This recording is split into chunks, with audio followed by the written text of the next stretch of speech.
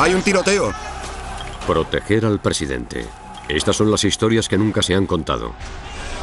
Una muchedumbre rodea al presidente George Bush padre en Panamá. ¡Moveos, moveos, moveos!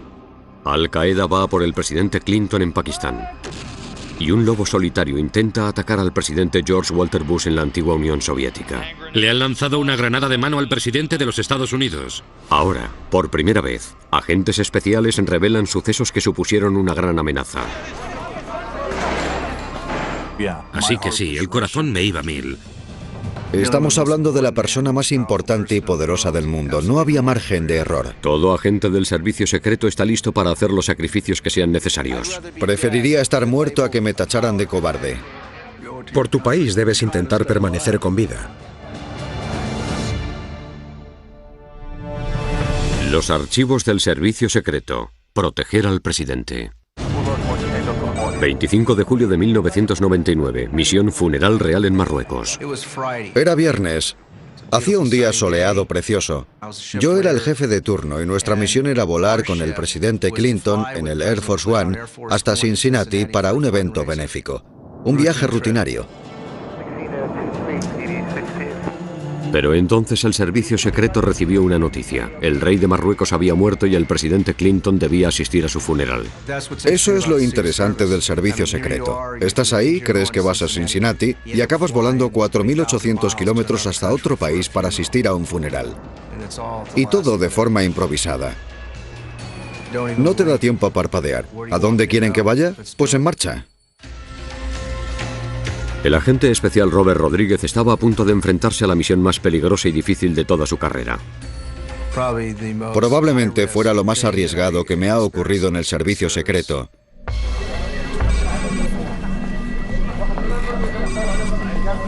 Durante 22 años y medio trabajando como agente especial del Servicio Secreto de Estados Unidos, ha habido momentos en los que me he sentido vulnerable. Probablemente cuando me sentí así fue trabajando para el presidente Clinton en el funeral del rey Hassan. No se trataba de un funeral normal. Aparecieron 60 jefes de Estado en el funeral. No solo el presidente Clinton, también el antiguo presidente Bush, Yasser Arafat, Jacques Chirac, reyes, reinas, presidentes, embajadores, ministros. Algo extremadamente problemático, sin duda. Docenas de líderes mundiales recorriendo un cortejo de 3,2 kilómetros entre una enorme multitud. El personal de seguridad estaba abrumado. Cualquiera de ellos podría llevar armas o explosivos. Para el agente Rodríguez, garantizar la seguridad del presidente Clinton era una misión prácticamente imposible. El rey Hassan era muy venerado y muy querido por su pueblo y por gente de fuera de Marruecos. La gente lloraba, la gente tenía miedo. Nadie olvidará aquel día en Marruecos. Estábamos sorprendidos y tristes. El rey Hassan era como nuestro padre. Unos lloraban y otros se desmayaban. Algunos hasta tuvieron que trasladarlos al hospital. Cuando abrieron las puertas del palacio, fue como abrirle paso a un mar de gente.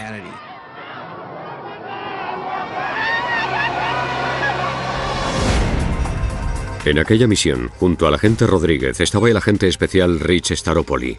En aquel momento yo estaba con el equipo de contraataque. El equipo de contraataque es la fuerza invisible del servicio secreto en situaciones que requieren una rápida acción y una fuerza letal. La función del equipo de contraataque es identificar, localizar y neutralizar la amenaza. Aquel día había amenazas por todas partes. Al aparecer los jefes de Estado también lo hicieron los fanáticos, los terroristas y los asesinos. Sabíamos que íbamos a encontrarnos en el ojo del huracán. Lo único que agita más a la gente que una conversación religiosa es la muerte de su líder. Y cuando su líder resulta ser un icono religioso, es un caldo de cultivo perfecto para que ocurra algo malo. Rodríguez y sus agentes del servicio secreto asumieron el riesgo y decidieron que el presidente solo caminaría durante una parte del cortejo fúnebre. Pero el presidente tenía otros planes. El presidente Clinton quería mostrar sus respetos y admiración al rey, así que dimos aquel paseo de 3,2 kilómetros.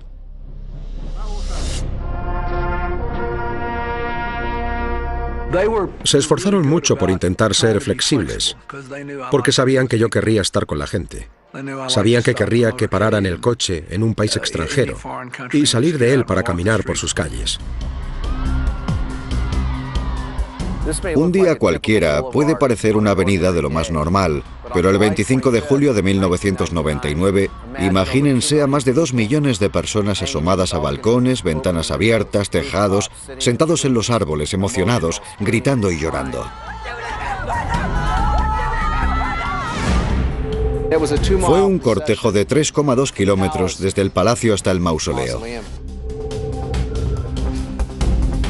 Un paseo de 3 kilómetros que ponía en riesgo todas las tácticas y procedimientos del servicio secreto. Las miles de personas que formaban aquella muchedumbre no habían sido registradas y presentaban una amenaza potencial. Armas, bombas sucias, cinturones suicidas, podían estar escondidos en cualquier parte. Hubiera bastado con solo una persona, y eso suponía un gran riesgo para nosotros. Pero la misión ya estaba en marcha y no teníamos tiempo de inspeccionar el camino. Sabíamos que no tendríamos el equipo de contraataque donde lo necesitábamos, ni el coche de emergencia donde nos habría gustado tenerlo. El equipo de francotiradores tampoco podría ir de avanzadilla y contabilizar cuántas ventanas tenían acceso al presidente, cuántas de ellas estaban abiertas. No teníamos nada de eso. El cortejo fúnebre se fue abriendo paso por las calles de Marruecos y la gente salía de todas partes. Había muchísima gente a nuestro alrededor, 2 millones de personas haciendo todo lo posible por acercarse hasta el ataúd.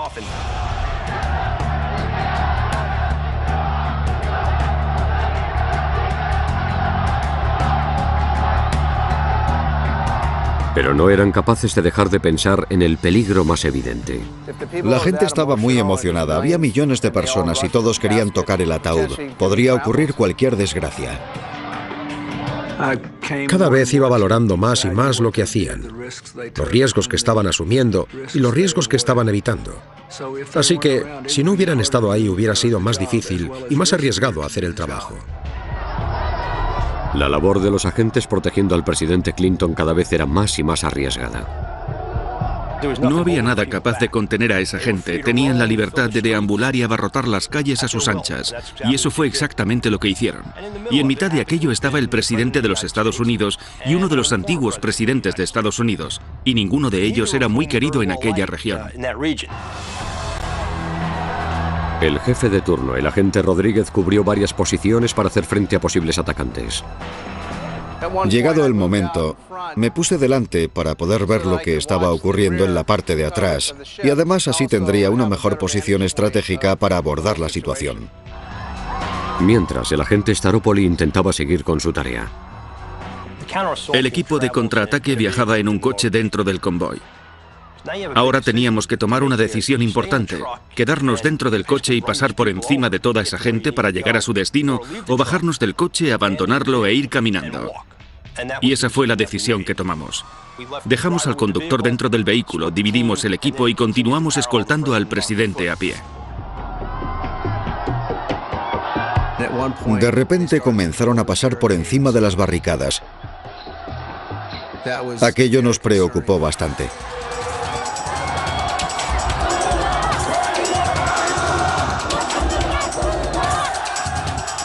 No te puede dar miedo tocar a la gente. En algunos momentos es exactamente lo que hay que hacer con una muchedumbre como esa. Tienes que apartar a la gente de tu camino. Yo pensaba, ¿dónde ponemos al presidente? Y el único lugar viable que encontré para esconderlo y refugiarlo fue debajo del ataúd. Ahí fue cuando empezamos a desesperarnos. ¿Íbamos a meter al presidente de los Estados Unidos debajo de un ataúd? La situación era abrumadora. Había que detener la marcha. No era ninguna broma. Y ciertamente cuando estás rodeado de 2 millones de personas envueltas en una locura religiosa, La situación solo puede ir a peor. Rabat, Marruecos. Los agentes Staropoli y Rodríguez del Servicio Secreto estadounidense se enfrentan a una de las misiones de seguridad más peligrosas de su vida: proteger al presidente Clinton de una muchedumbre fuera de control.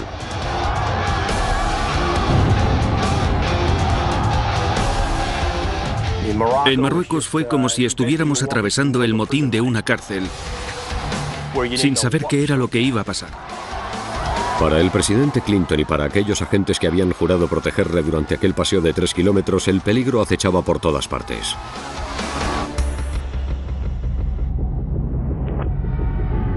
Francotiradores en los tejados.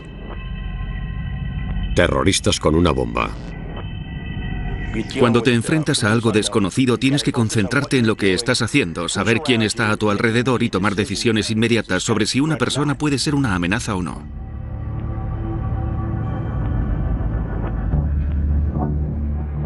Pero a veces hay que conseguir que todo en una situación peligrosa salga bien. No es trabajo del servicio secreto decirle al presidente que no puede ir a un sitio, sino asegurarnos de que entre y salga de forma segura. La adaptabilidad es algo fundamental cuando hay 2 millones de personas sin registrar que se acercan al presidente. Y aún quedaban 800 metros para llegar al mausoleo. Los agentes Staropoli y Rodríguez le hacían frente al calor y al agotamiento. Íbamos de negro, incluso con botas negras y cinturones de carga. Así que el peso total de cada miembro del equipo era de aproximadamente 23 kilos extra. Era muy difícil lidiar con algo así. Los agentes estaban bajo una gran presión, pero no podían olvidarse de una cosa. En todas las misiones en las que he estado, nunca he conocido a un agente que dudara si interceptar o no una bala dirigida al presidente. Preferiría estar muerto a que me tacharan de cobarde.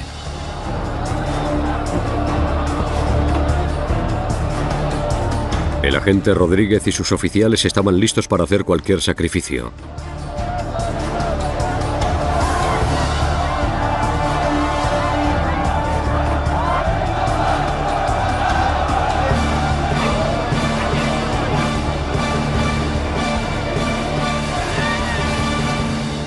Cuando por fin llegaron a su destino final. Después de un paseo de 3 kilómetros a unos 38 grados centígrados, por fin llegamos al mausoleo que pueden ver detrás de mí, donde dejaron los restos del rey Hassan. Y recuerdo subir por aquellas escaleras y lo brillante que era el mármol cuando el sol las iluminaba. Sin duda sentí un gran alivio porque esta era una zona cerrada y protegida. Estábamos dentro, sabíamos que ya había acabado todo y la verdad es que estaba encantado de que fuera el final de aquella parte del día. Esperábamos que ocurriera algo malo o que alguien disparara un arma, ya fuera apuntando a uno de nuestros protegidos o en general. Afortunadamente nunca llegó a ocurrir.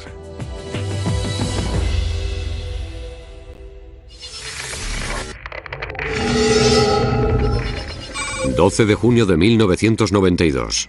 Misión: discurso en la calle. Panamá. El presidente George Bush padre aterrizó en territorio inestable. En junio de 1992, el presidente estaba de gira por América del Sur. Y fue después de la revuelta panameña y del derrocamiento de Noriega. Una toma de poder hostil. Y se tomó la decisión de que el presidente Bush hiciera una parada ahí para conocer al nuevo presidente. El agente especial Funk estaba en Panamá con el equipo de contraataque o CAT perfectamente equipado y listo para actuar. El equipo CAT está ahí para proporcionar a los agentes un dispositivo y armas mejoradas que el personal habitual no tiene. Pero los servicios de inteligencia les advirtieron de un grave riesgo. Nos habían informado de que esta seguía siendo una zona muy inestable de Panamá, sobre todo la capital, y aún había un fuerte sentimiento de rechazo hacia todo lo estadounidense.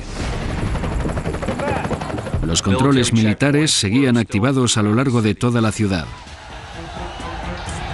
Una multitud de más de 15.000 personas se presentó para ver al presidente Bush. Había un ambiente muy festivo. Globos, niños vestidos de blanco cantando canciones. La gente estaba contenta.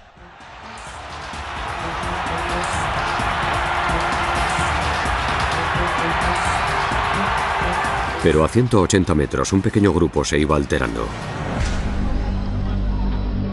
La situación se iba deteriorando. Las protestas se iban extendiendo y abarcaban muchas calles que rodeaban aquella plaza. Los manifestantes antiestadounidenses se enfrentaron a la policía. Los agentes que tenía detrás empezaron a mostrar un nivel alto de alerta. Por lo que estaban viendo, oyendo y por lo que decían en la radio, se dieron cuenta de que había una manifestación que se estaba descontrolando. El agente especial Robert Rodríguez también estaba allí. Yo estaba en el equipo de contraataque. Gracias a la radio nos fuimos enterando de lo que estaba pasando. Y teníamos un problema porque había una muchedumbre descontrolada que cada vez se iba acercando más y más hacia donde estaba nuestro protegido. Cuando recibimos aquellos partes por radio, estábamos en nuestro vehículo de contraataque, un todoterreno negro. Estábamos colocados estratégicamente para tener un rápido acceso al escenario. Los agentes estaban al límite. La hostil muchedumbre estaba entrando en el parque. Miles de personas. Todo aquello empezó a descontrolarse. La policía estaba en un nivel alto de alerta. Estaban tensos. No podían contenerlos. La gente empezó a avanzar y a romper las puertas.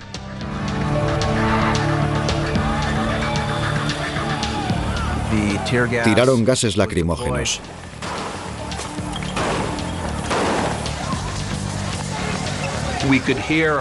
Empezamos a oír disparos. Empezamos a oír cánticos.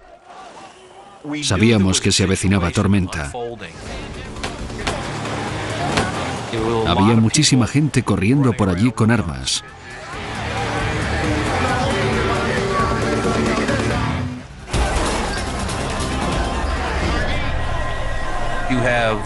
Había tipos peligrosos con pañuelos, como bandidos del oeste, y con armas. La situación era muy confusa.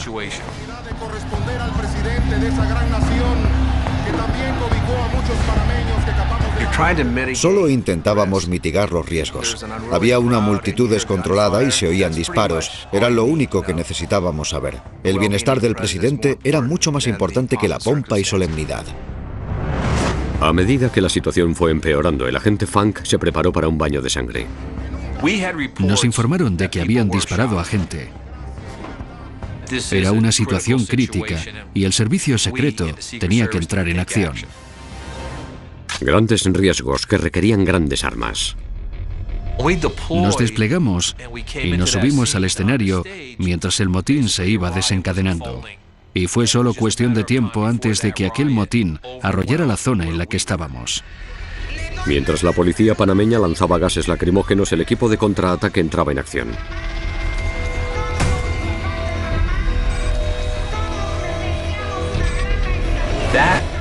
Era la primera vez que el equipo CAT llevaba a cabo un despliegue completo. El presidente empezaba a notar los efectos del gas lacrimógeno, pero haciendo honor a su reputación, el presidente Bush se negó a abandonar el escenario.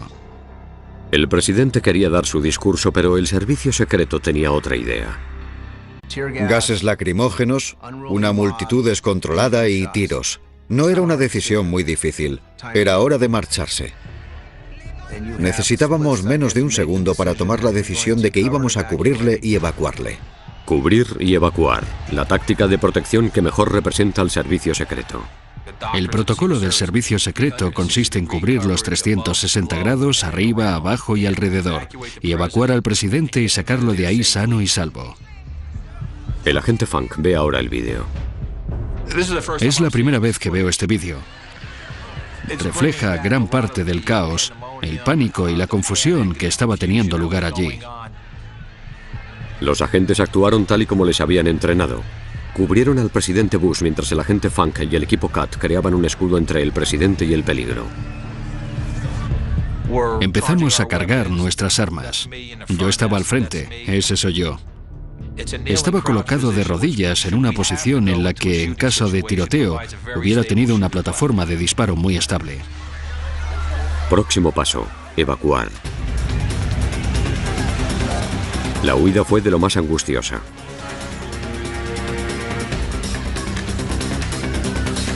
El presidente Bush fue inmediatamente trasladado a la seguridad de su limusina blindada. Tomamos la decisión de llevar al presidente hasta un entorno seguro, a su limusina. Hubo un alto nivel de violencia. Todo ese caos fue algo real.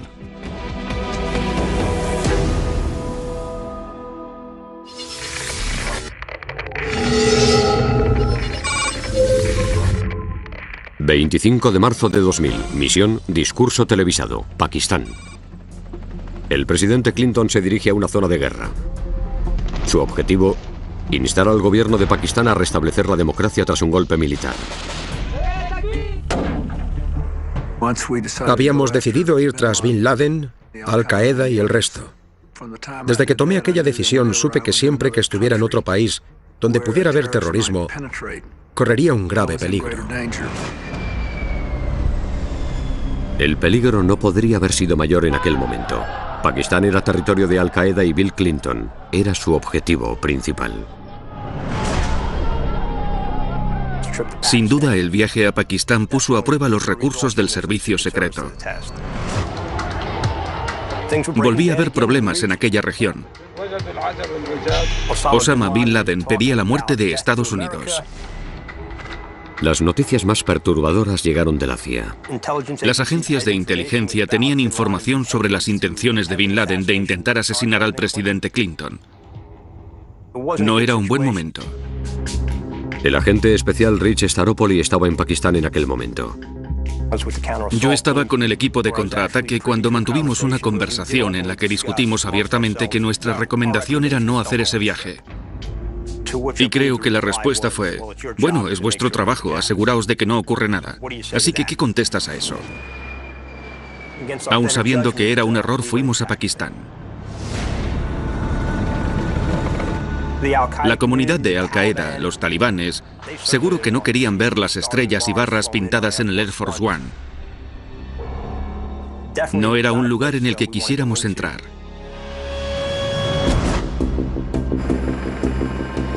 Era una misión muy importante, comparable probablemente a lo ocurrido durante la invasión del día D. Había muchísimo en juego. Nos llevamos todo lo necesario. De camino a Pakistán, el servicio secreto tuvo noticias. Más información perturbadora. Enseguida las cosas fueron de mal a peor. Acababan de encontrar un enorme alijo de armas automáticas en una casa no muy lejos de la pista de aterrizaje que iba a utilizar el Air Force One. Íbamos a meternos de lleno en el corazón del cuartel general de Al-Qaeda. Nuestro objetivo era entrar y salir de allí lo más rápido posible. Dejarle hacer lo que tuviera que hacer y después volver a un entorno seguro. En el aire, el Air Force One. En el suelo, terroristas con fácil acceso a armas de guerra. Había misiles de todo tipo, armas automáticas y AK-47 rápidamente disponibles en aquella región.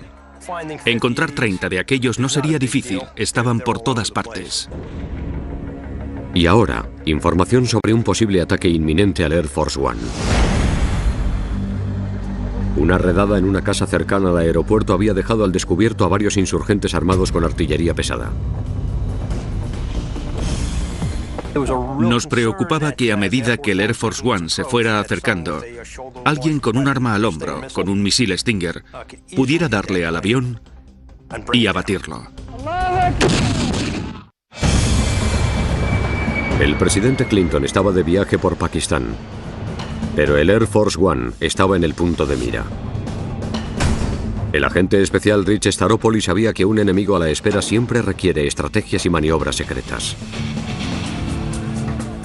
Desde el momento en que iniciamos aquel viaje, utilizamos todo tipo de tácticas y artimañas. Era el momento de iniciar las maniobras y operaciones psicológicas. Y así el Air Force One entró en Pakistán. El agente Staropoli sabía que la pista de aterrizaje era vulnerable a un ataque. Era la posición perfecta para conseguir el objetivo de derribar un avión desde el final de aquella pista con un misil Stinger. El Air Force One se iba acercando. En cualquier momento podría ocurrir cualquier desastre. Sin duda era un buen lugar para que el enemigo diera un golpe. No era un lugar en el que quisiéramos entrar. El Air Force One empezó la maniobra de aterrizaje. Iba bajando, iba despacio, como habría hecho cualquier otro 747. Pero entonces aquellos que esperan ver al presidente se quedaron sorprendidos por lo que ocurrió a continuación. El avión aterrizó, apareció un taxi y aparcó. Colocaron la escalerilla en el Air Force One. La puerta se abrió y allí salió el presidente. Salvo que no era el presidente, sino un agente del servicio secreto. Mientras ocurría aquello y la atención de todo el mundo estaba centrada en el Air Force One, llegó un segundo avión mucho más pequeño, sin pintar, con su propio patrón de vuelo, en dirección opuesta, y aterrizó. Y antes de detenerse apareció el convoy de vehículos. La limusina blindada aparcó entre el verdadero Air Force One y el avión del que salió el presidente Clinton. Así que el plan funcionó. En aquella ocasión, el elemento sorpresa estuvo de nuestro lado. El presidente Clinton pisó el asfalto de forma segura, pero el servicio secreto continuó en alerta máxima. Los servicios de inteligencia les advirtieron de que la policía secreta pakistaní podía estar infiltrada. Las reuniones a las que habíamos asistido indicaban que la policía secreta pakistaní estaba llena de simpatizantes de Al-Qaeda. Nosotros íbamos conduciendo con el servicio de interinteligencia de Pakistán y algunas de las personas con las que estábamos trabajando eran simpatizantes de Al-Qaeda. Era una situación increíblemente tensa y sabíamos que podía ocurrir cualquier cosa. Así que las conspiraciones y subterfugios continuaron. Y entonces iniciamos el plan. Había 6 coches blindados en el convoy. En la limusina presidencial, en el centro del convoy paramilitar, estaba el presidente Clinton. ¿O no? A medida que el dispositivo avanzaba desde el aeropuerto, empezamos a retrasar la limusina que llevaba al presidente de los Estados Unidos unos cuantos coches y después metimos una vacía más adelante. Todos los vehículos tenían banderitas y llevaban sellos presidenciales, algo bastante raro. Hubiera sido bastante difícil para cualquiera averiguar exactamente en qué coche estaba él. Había 6 vehículos blindados en el convoy, así que ahora tenían una posibilidad entre 6 de acertar y darle al coche que llevaba al presidente. Pero aún así, seguíamos pensando, vale, si ocurre A, ¿qué vamos a hacer? Si ocurre B, ¿qué haremos? Hubo un gran nivel de comunicación mientras el convoy estuvo en marcha. Sin duda fue un juego de estrategia al que decidimos jugar aquel día. Compartimos vuestra decepción porque anteriores gobiernos democráticos en Pakistán no hayan hecho un trabajo mejor por sus ciudadanos. El discurso de Clinton duró unos escasos 15 minutos. Clinton dio su discurso y fue bastante bien recibido. El servicio secreto no podía relajarse. Aún teníamos que salir de allí y ahí es donde la gente suele bajar la guardia. Los mismos peligros les acecharon durante el camino de vuelta. Seguíamos sin saber dónde estaba Osama Bin Laden ni cuántos operativos de Al-Qaeda estarían por ahí. Sabía que el servicio secreto estaría ahí y que lo harían lo mejor posible. Los agentes estuvieron a la altura de las circunstancias. El presidente Clinton acabó a salvo en su limusina blindada. Volvió a su vehículo y le sacamos de ahí volando. El viaje había acabado. Todos nos sentíamos aliviados. Se notaba en el presidente, se notaba en su personal. Nunca pensamos que hemos hecho un buen trabajo hasta aterrizar de nuevo en la Casa Blanca.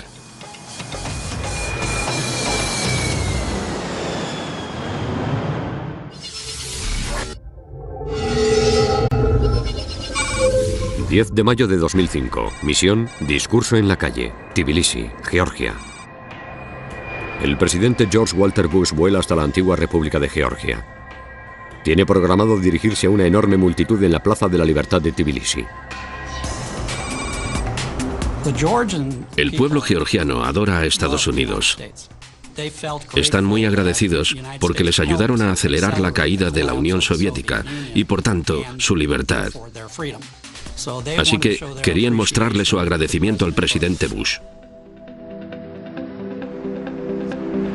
El agente especial Tom Fuentes era el jefe de operaciones internacionales del FBI. El servicio secreto es responsable de la protección del presidente, pero si el presidente de Estados Unidos sufre un ataque, el FBI es el responsable de conducir la investigación. El agente Fuentes estaba en el mismo lugar en el que el presidente Bush tuvo un escalofriante encontronazo con la muerte.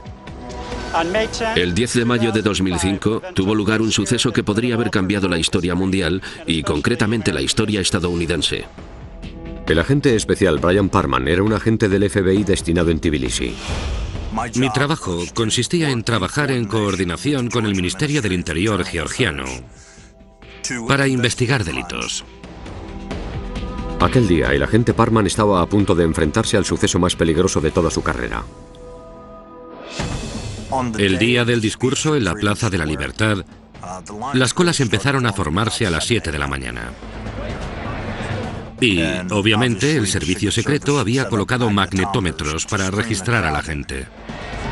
Los magnetómetros o detectores de metales son la primera línea de defensa del servicio secreto ante cualquier evento presidencial.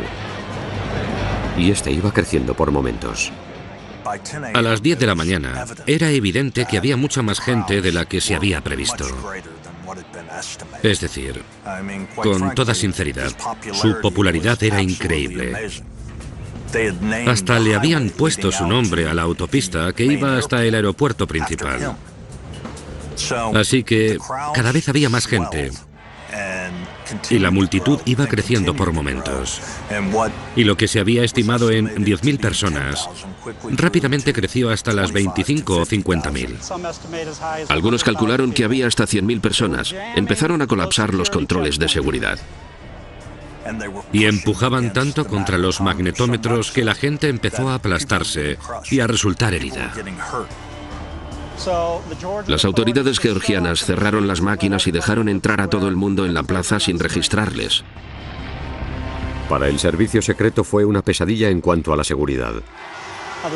El servicio secreto, sabiendo que George Bush hablaría a las 13:30 de la tarde, le advirtió de lo peligroso que sería aparecer en mitad de la plaza para dar un discurso delante de decenas de miles de personas que no habían sido registradas. Pero el presidente estaba decidido. No podía marcharse. Tenía que dirigirse a la gente de Georgia. A pesar del peligro, no pensaba abandonar la zona del escenario. Iba a hablar y así lo hizo. Aquella multitud era oficialmente una amenaza. Con los detectores de metal fuera de juego, cualquiera de esas personas podía llevar un arma peligrosa. Había una gran multitud sin registrar. Lo mejor que podíamos hacer era intentar desplazar a la gente hacia atrás y confiar en el cristal a prueba de balas del escenario. Pero cerca había un hombre con intención de asesinarle. Me vestí como solía vestirme siempre y fui directamente hacia la Plaza de la Libertad. Estaba confuso.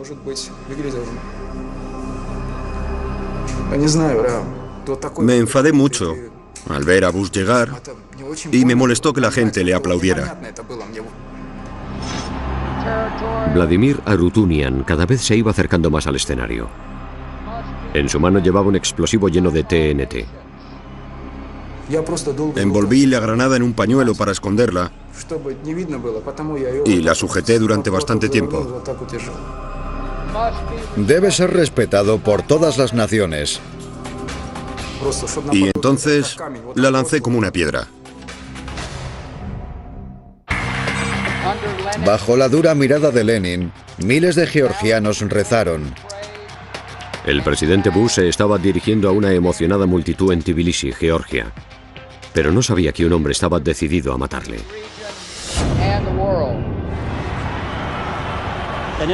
Un individuo situado entre la multitud, con una chaqueta de cuero oscura, enrolló un pañuelo rojo alrededor de una granada de mano, tiró de la anilla y lanzó dicha granada hacia el presidente.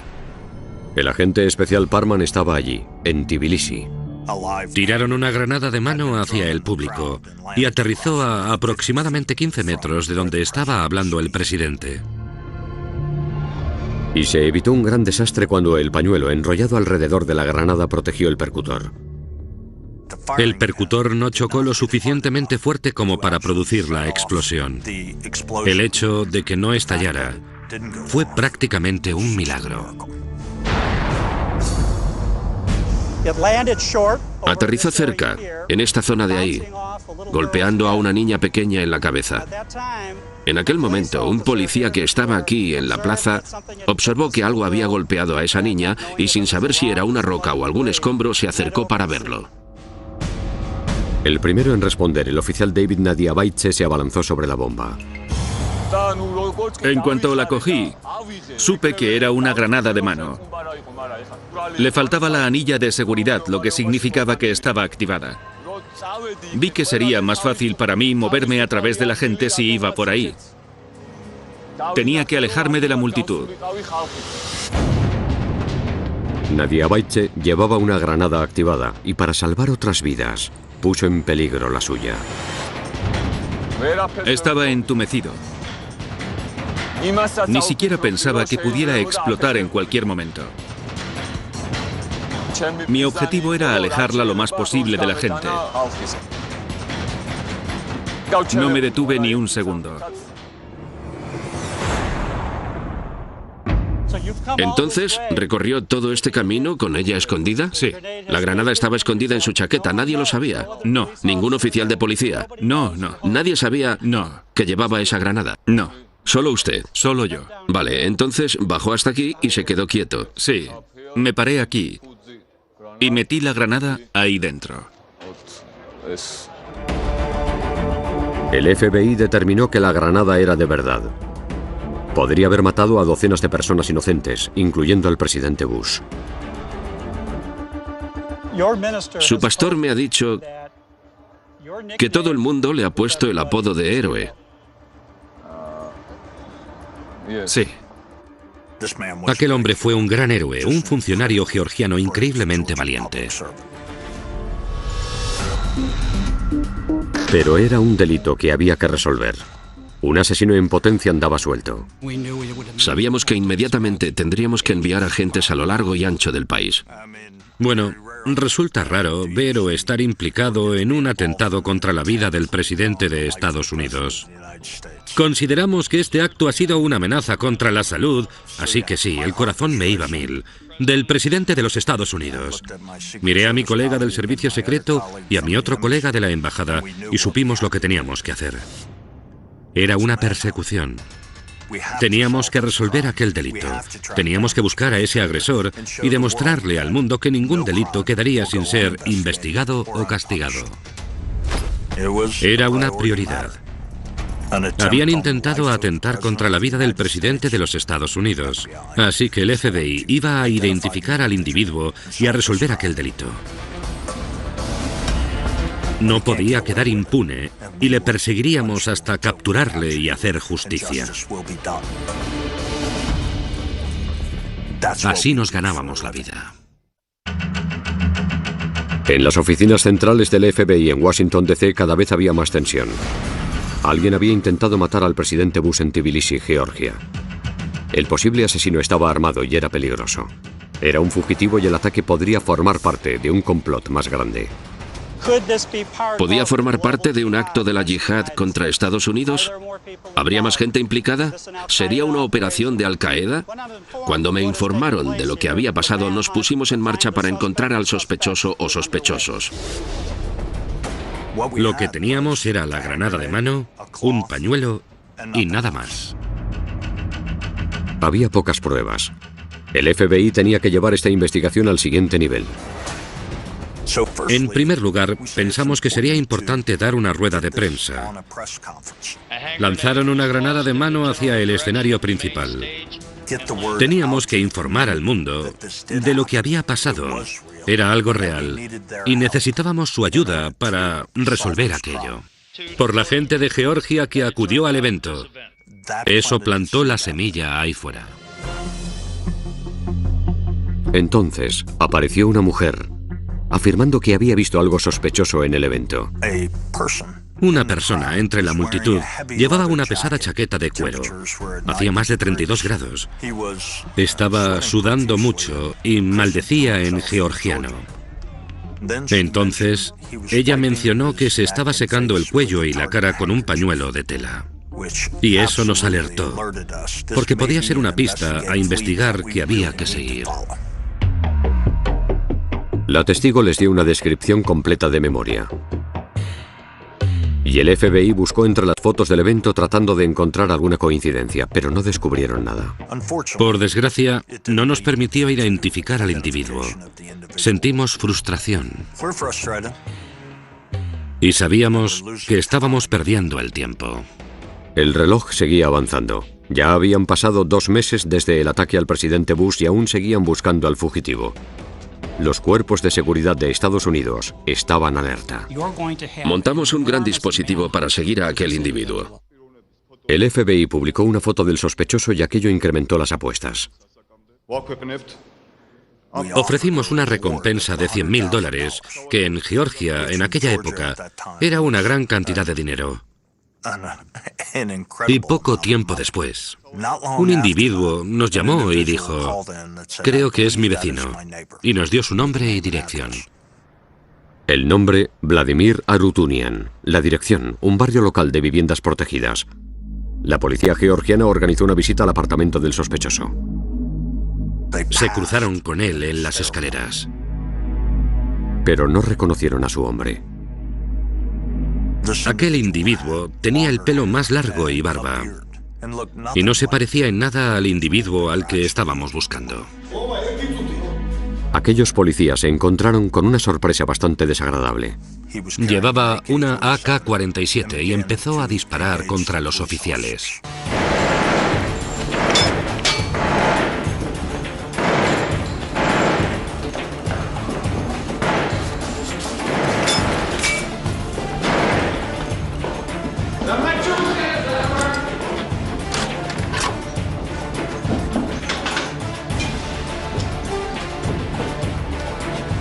Arutunian recibió 3 disparos, pero después de matar a un oficial georgiano a sangre fría, consiguió escapar hasta un bosque cercano. Y los georgianos hicieron lo correcto. Acordonaron la zona para asegurarse de que no pudiera escapar. Me llamaron a mí y me llevaron hasta la escena. Los georgianos trajeron a un equipo SWAT y perros policía para rastrear a Arutunian. Y fuimos capaces de atrapar y detener a Vladimir Arutunian en un lugar cercano a su apartamento. Confesó haber cometido el delito. Vladimir Arutunian acabó en prisión. Ninguna cámara le había entrevistado aquí hasta ahora.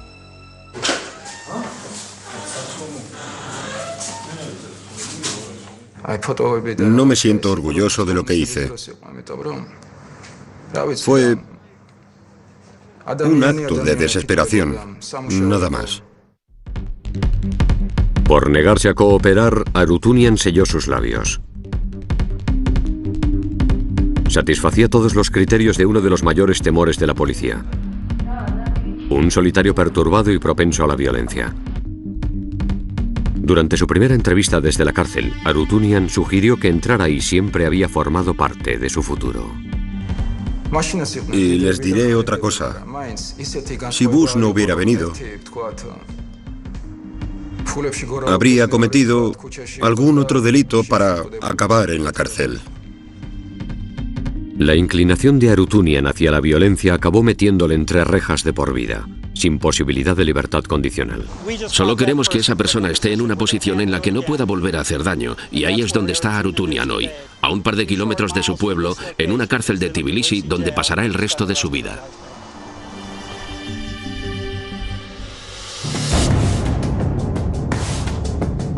Aquel caso fue resuelto, pero el trabajo de proteger al presidente es más peligroso cada año. Tenemos que estar al 100% de nuestra capacidad todo el tiempo. No hay margen de error. Los agentes presidenciales trabajan contra reloj para evitar el próximo gran ataque. Y eso requiere colaboraciones entre agencias. Le daremos la vuelta a cada piedra. Hablaremos con cada persona. Encontraremos a quien haga falta para que se haga justicia.